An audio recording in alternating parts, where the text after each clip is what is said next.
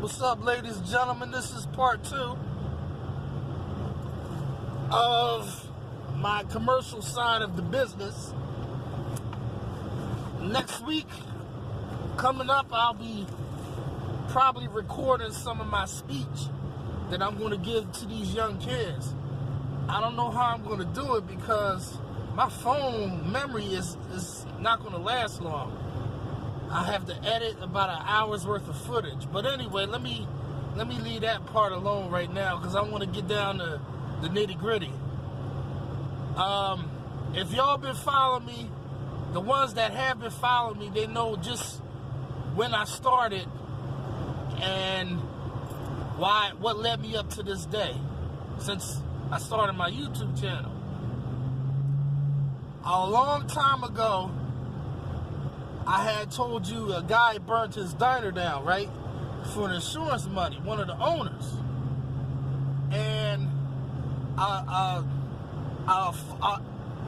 whole slew of events unfolded right after that time frame. I don't know if it was a full moon, I don't know what. But we all have times where all of the negative and bad things will hit us all at once.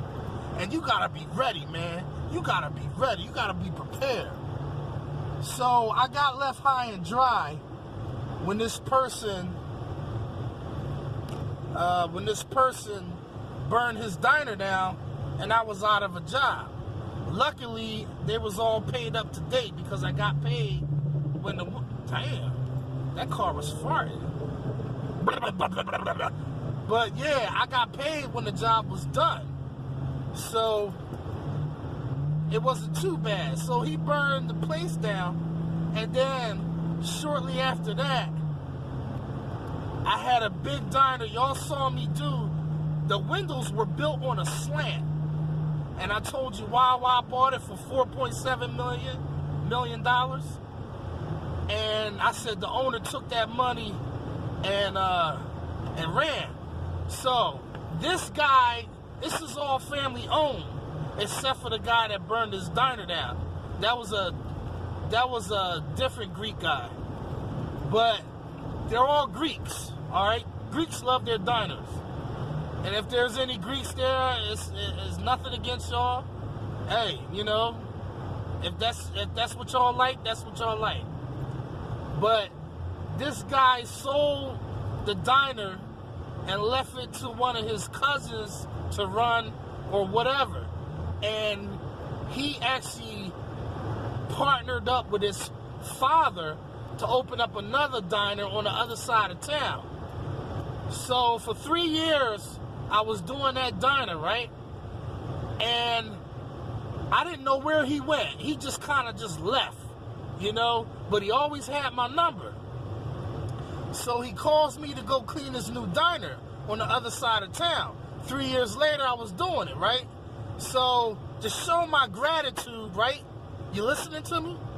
To show my gratitude, I cleaned that man's house for free. All he wanted was the outside. Now, I drove an hour and 20 minutes out of my way to clean the outside of that man's house. And he didn't even have the nerve to leave me a tip, or at least pay for my gas money. So, okay, I never said anything about that because I did say free, you know. But you think somebody will at least give you a tip or something, right?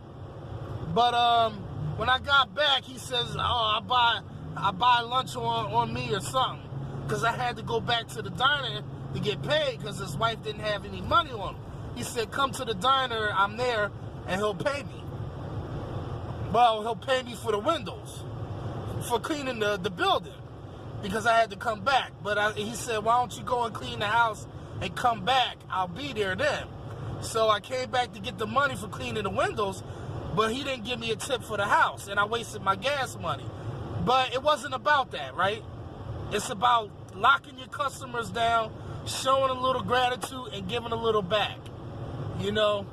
So he said, "Lunch on me." So the next time I came, it was lunch on them again.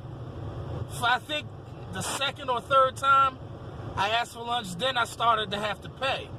But 2 lunches still don't even compare to the amount of work I did, but that was a nice gesture because I wasn't expecting it. You know, you don't do something for somebody just so you can expect to get a tip, or you do it for other reasons. You do it from the heart because you want to. You want to show your gratitude. So, this guy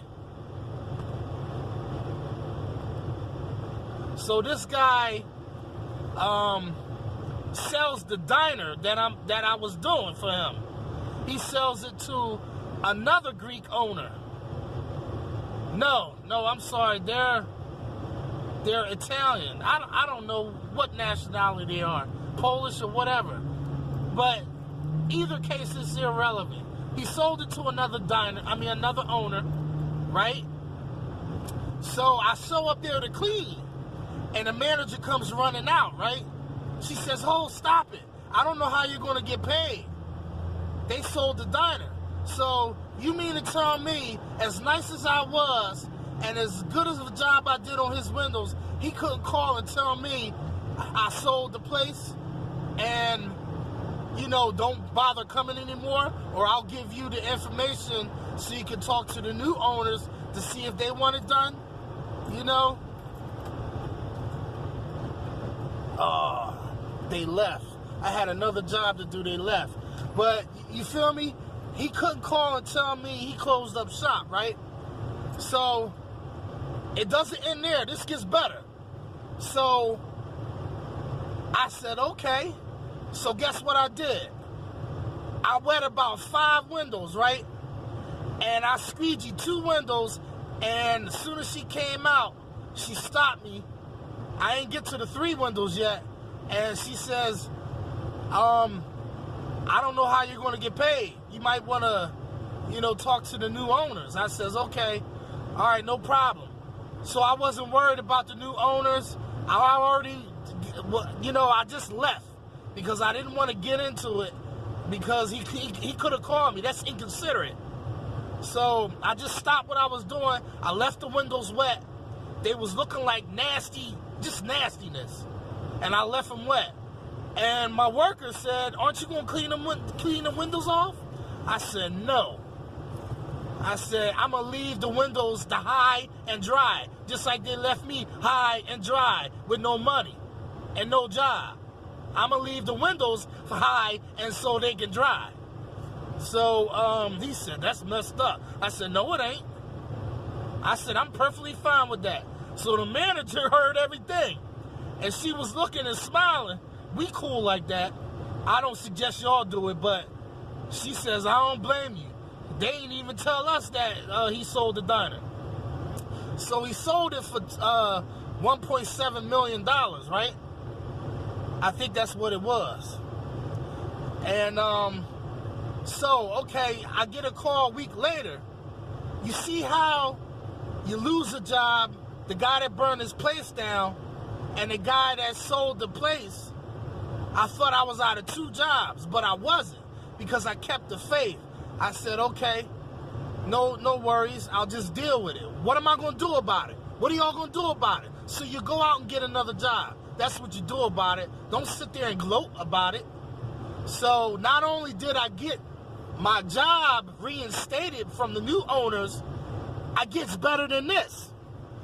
The owner calls me 2 weeks, a month after doing the windows, and he says, I want to talk to you.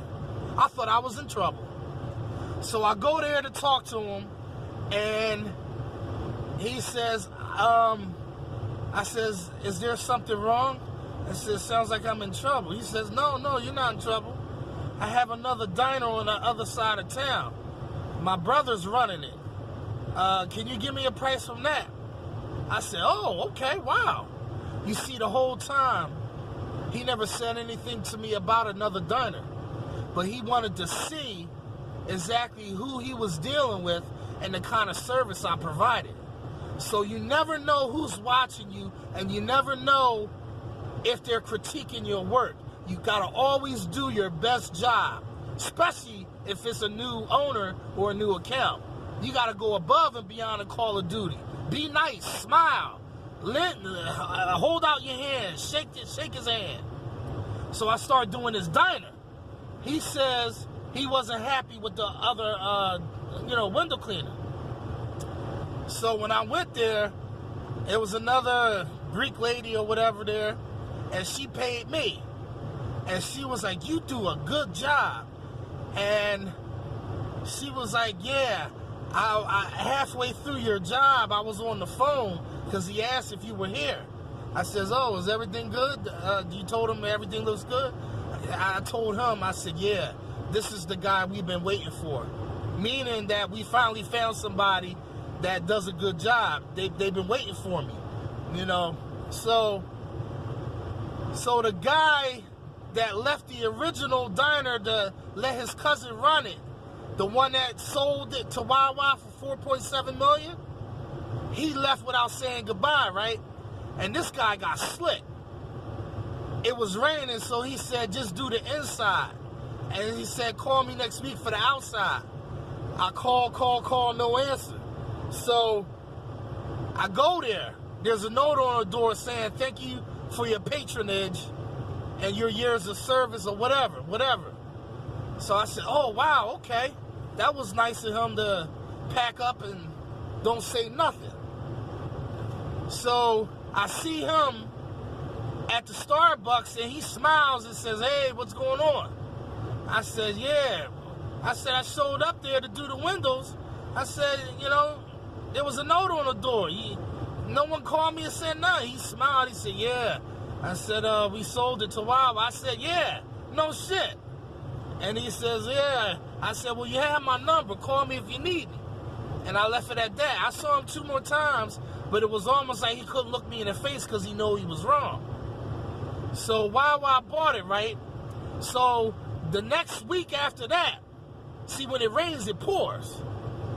Another diner I was doing got shut down. There was a note on the door saying, thank you for your business and your years of service. Turns out, the guy wasn't paying his taxes. So they were forced to close. I don't know how much money they owed, but everyone was talking. There was some new owners going to buy the place. So at least I got my money, but he couldn't tell me not to show up anymore because I showed up to do the service. I said, damn. I said, why is everybody doing this to me? See, there's no reason why. God puts things in front of you for a reason, and a lot of times it's always a good thing. And it was a good thing. But guess what? Remember the guy's house I did because I did it for free just to show my gratitude?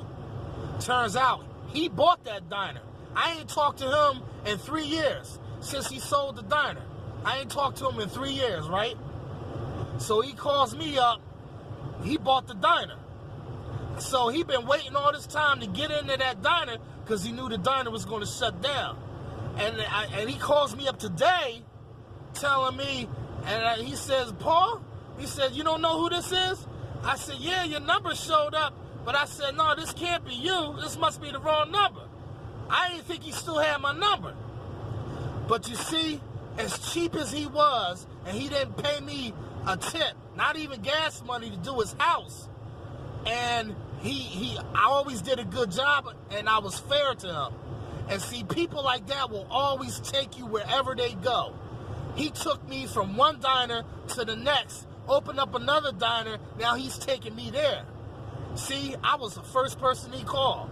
And you know what? 2 weeks before that, I left my business card in there with the builder, and the builder never gave it to him.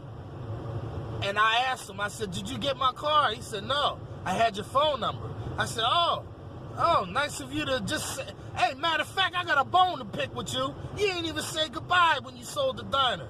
And he started smiling, laughing, I'm like, yeah, you think it's funny, huh? And I said, yeah, all right. He said, can you come this Friday? So he want me to do it every single week for a month. So not only do I get my job back, because I missed out on a lot of money since I ain't been doing it. So I got all that money back. So, you see, anything can change at a moment's notice. That's what I'm saying. And if you have a little faith, and just don't gloat about it. You do something about it. You know, you go hand out some more cards then. But you gotta know that the good deeds that you keep doing throughout your daily life will come back to you. It has to. It has to. It's a universal law. And you see, it came back to me. Now, I make residual income. I gotta work for it, but then again, I don't look at my job as work. I'm having fun all day, and if making money ain't fun to y'all, then I don't know what is.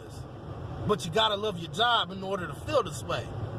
But this is Masters at Work, and I'll see you in the next one. I'm out of here.